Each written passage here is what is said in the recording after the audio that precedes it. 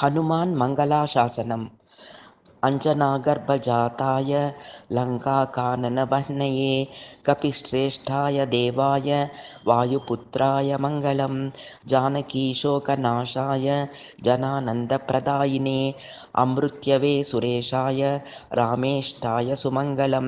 महावीराय वेदङ्गपारगाय महोजसे मोक्षदात्रे यतीशाय ह्याञ्जनेयाय मङ्गलं। सत्यसन्धाय शान्ताय दिवाकरसमत्विषे मायातीताय मान्याय मनोवेगाय मङ्गलं।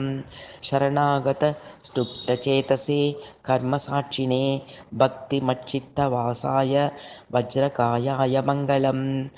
अस्वप्नवृन्दवन्दाय दुःस्वप्नादिहराय च जितसर्वारये तुभ्यं रामदूताय मङ्गलम्। अक्षहन्ते जगद्वत्रे सुग्रीवादियुताय च विश्वात्मने निधीशाय रामभक्ताय मङ्गलं। लङ्घिता बोधये तुभ्यं गुरुपाय धीमते सतामिष्टाय सौम्याय पिङ्गलाक्षाय मङ्गलं। पुण्यश्लोकाय सिद्धाय व्यक्तस्वरूपिणे जगन्नाथाय धन्याय वागधीशाय मङ्गलं।